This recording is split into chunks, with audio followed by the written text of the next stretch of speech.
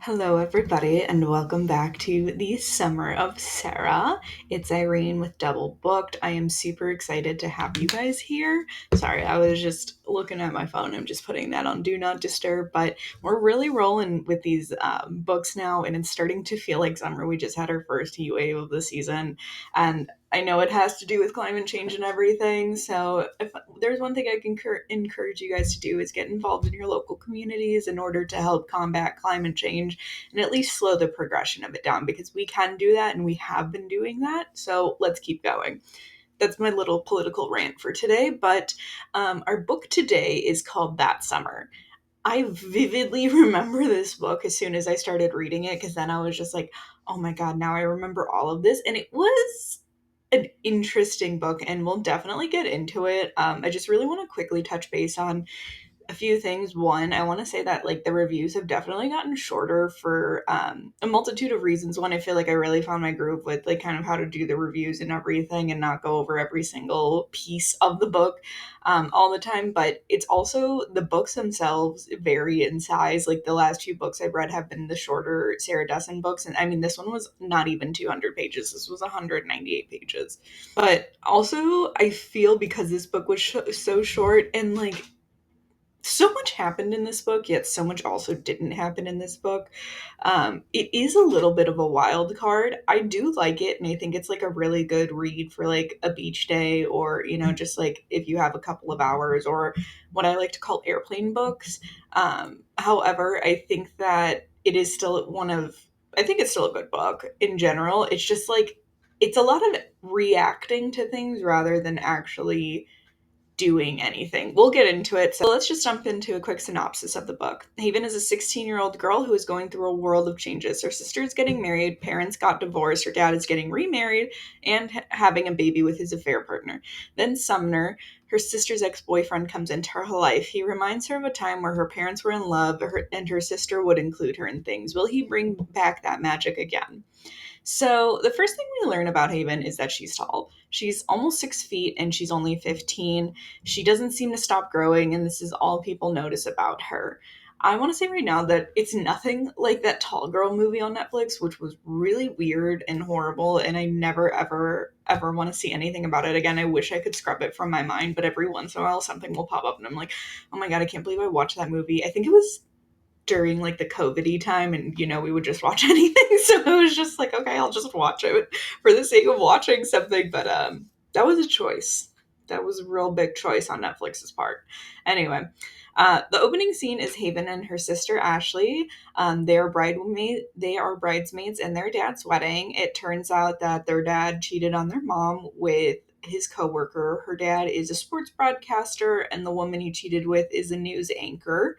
And I think the most wild thing in this book to me is the fact that their dad tries to make them like the affair partner. And it's like, you have to give room for people to breathe.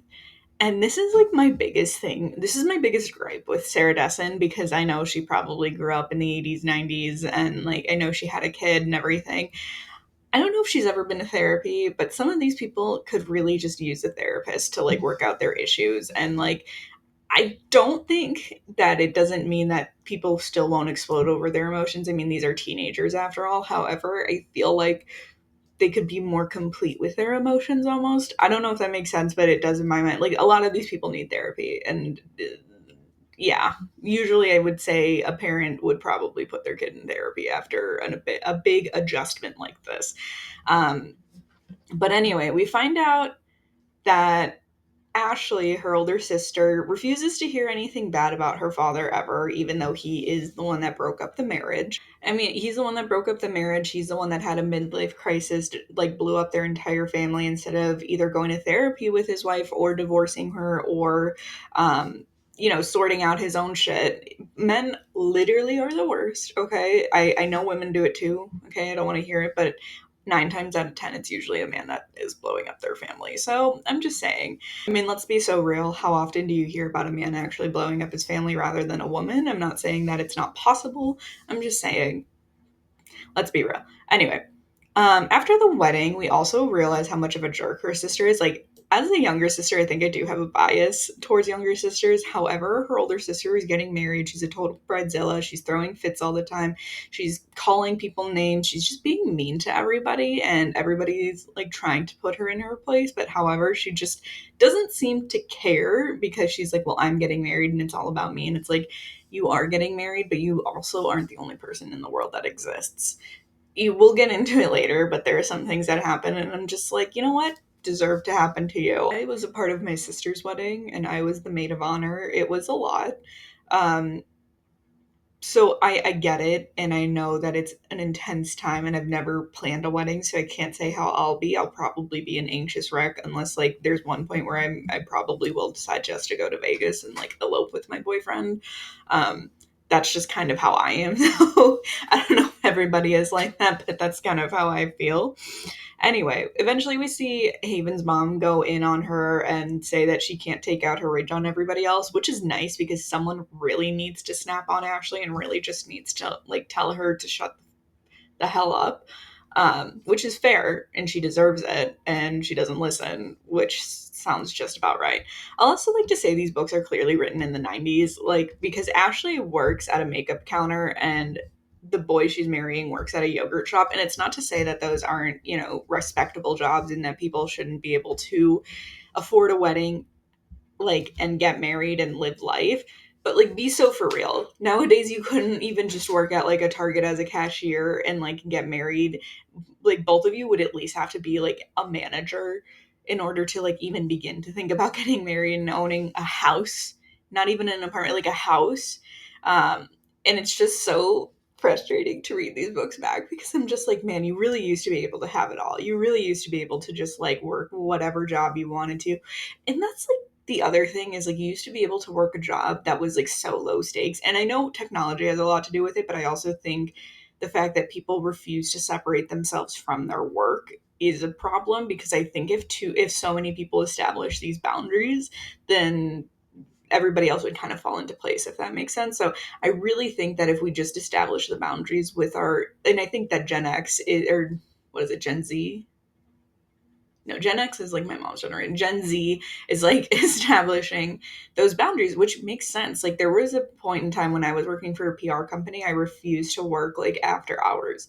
Like I know I was a salaried worker, but I was like, unless like you're paying me overtime, like I'm not working after hours every day. Like every once in a while, like maybe, if I had like something to do and like, you know, it was like incredibly urgent or like it was an absolute emergency. But I'm like, I'm not doing this every day. I'm like not working 6 to like 8 o'clock at night. Like that's ridiculous.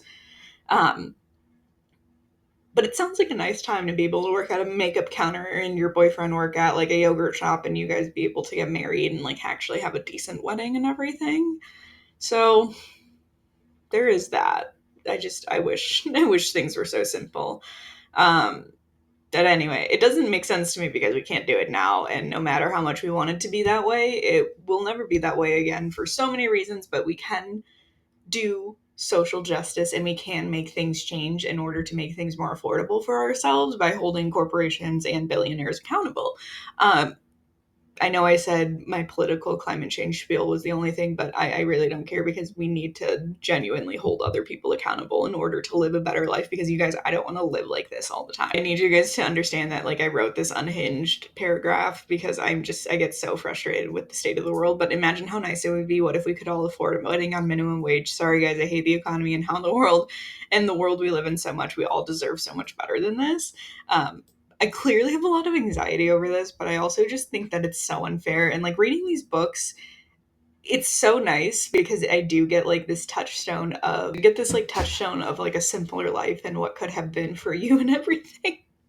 Okay, I promise I'm going to stop talking about it. But I think that that's interesting considering how timely I think Destin's books also are and how much they can fit into this world without necessarily needing to like be revised or anything, you know, even though they don't necessarily have cell phones. And a lot of people like they usually use like a payphone or something, or some of them, as like you see later, like eventually have cell phones and everything. But I just think that that is the most out of touch thing, especially for as nice as a neighborhood that she has everybody live in. So I'm just saying, I think that that's the interesting part to me. Haven is going out to dinner with her dad like she usually does on a Thursday night because that's kind of their thing.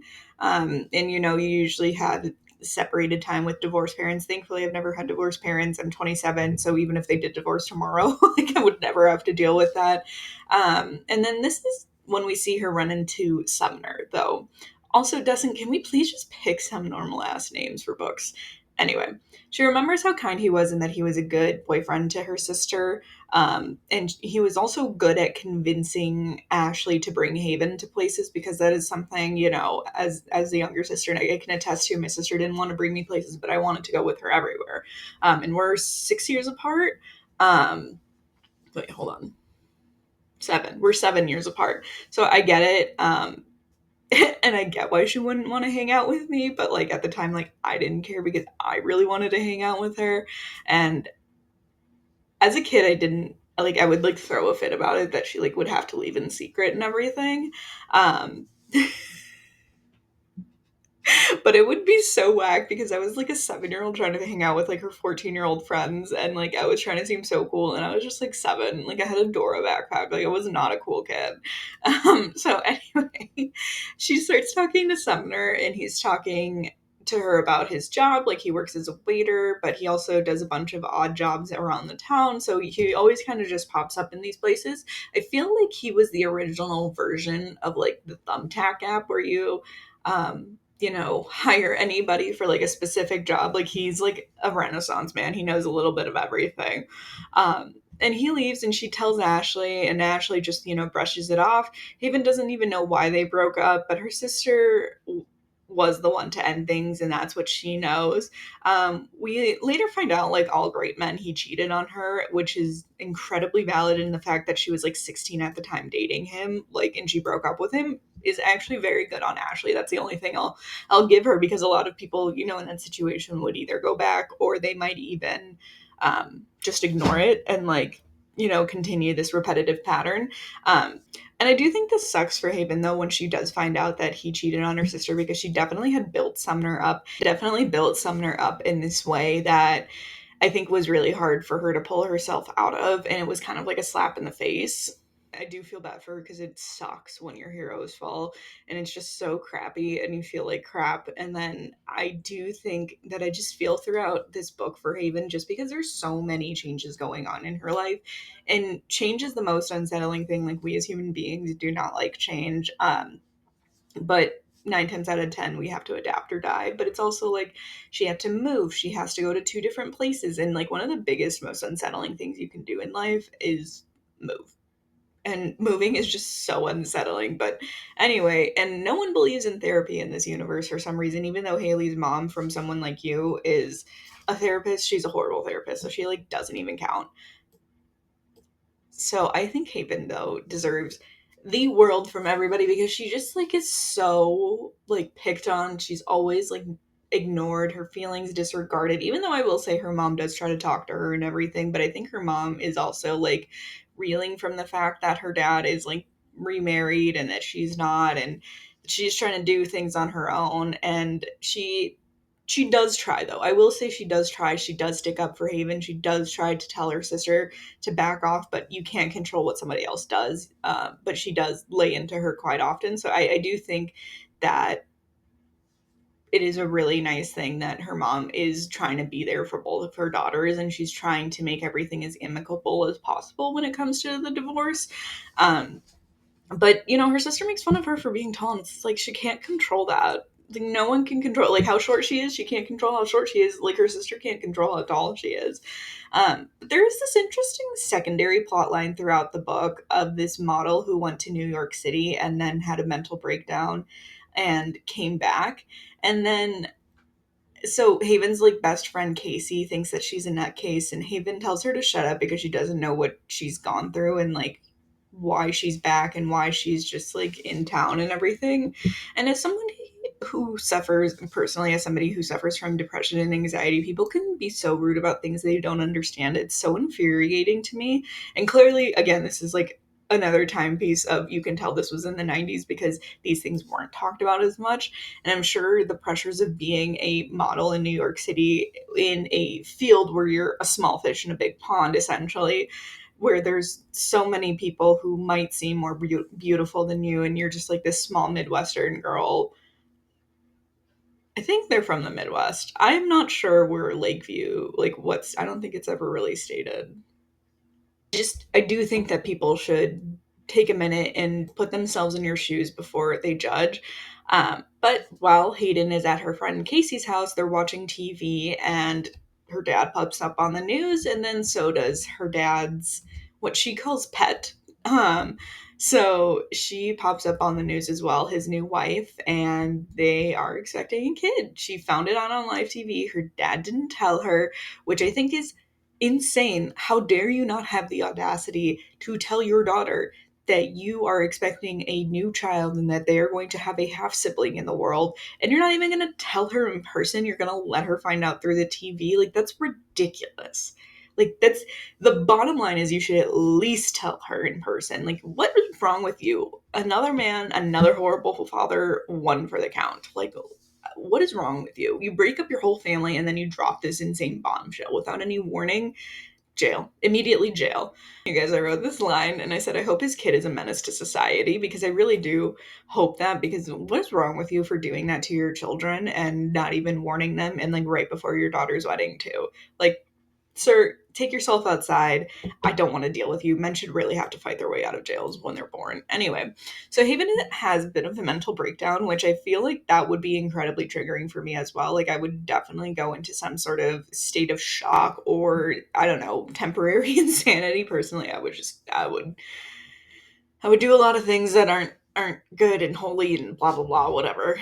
She completely loses it when her sister says she's acting selfishly because Haven is clearly not okay, and no one is talking about it. And I don't think anyone really wants to poke at her and be like, "What's wrong?" But like, I think if someone was like, "Hey, I know a lot of things are going on right now, and like, we're here for you. I understand it's hard, but just remember that we love you too, and what we're going through right now just sucks." Like, if someone just acknowledged her feelings, I think a lot of it would just like not be resolved, but I think she would feel a lot better and a lot less out of place. I don't think she has to necessarily talk about everything with everyone, but like at least like one person. I do think she should go to therapy again. I think that it would probably be so great, but then she shouldn't have to air her dirty laundry out to her sister, who won't listen, who doesn't care, who just wants her to show up and ship out essentially all the time. Um, she can't to her mom. And I know that she probably could, but I think the problem is like when you're talking about your dad and like his affair partner and all of these things, I think it's really hard for one, her mom not to show her bias, but I also think it's really hard for Haven to kind of cope with that and really be able to, for Haven to like kind of be able to cope with that and talk to her, because I'm sure her mom has her own biases and opinions, of course. Um, but she also doesn't want to talk about it in front of her mom's friend who's been hanging around since the divorce, because that woman is a gossiper and she doesn't want it to get out. And that I can respect. You know, you want to talk to somebody face to face without fear of retribution. And I really do get her anger, and everybody keeps asking her to keep it together till the wedding, which I think is just the worst. Like, let somebody cry and like deal with it.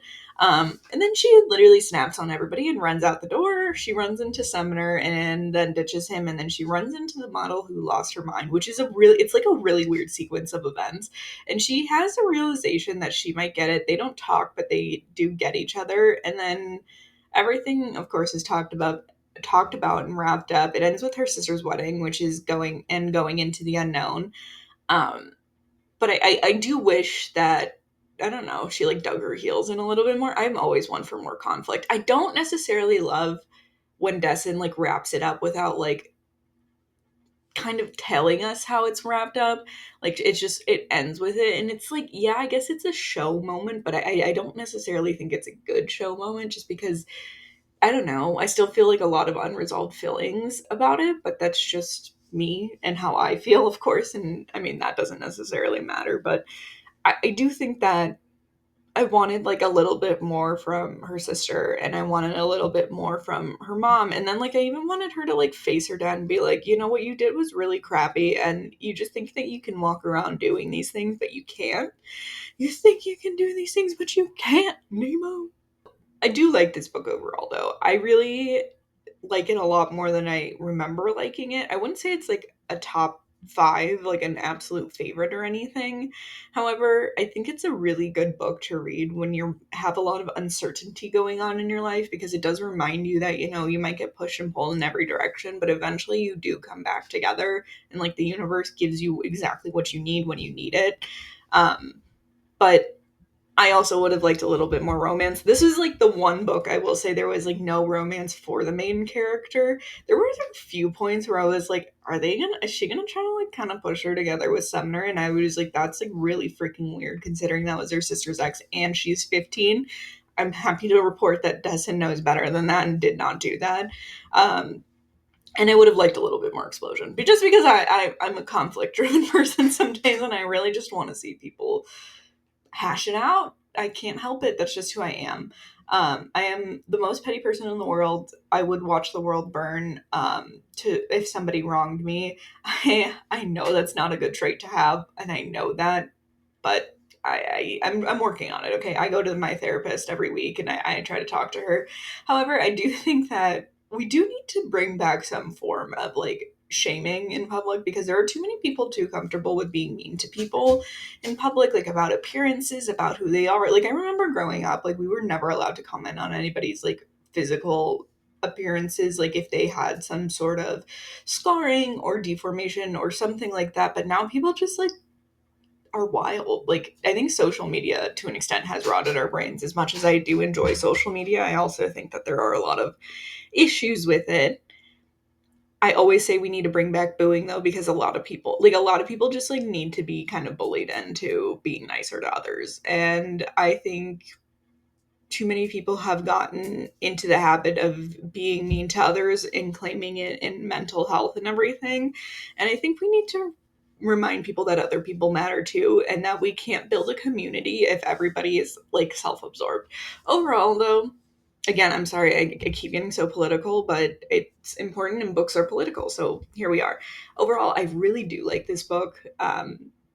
I'm glad that I reread it. I'm glad that I like it kind of came back to me as I reread it, and that it was better than I even remember.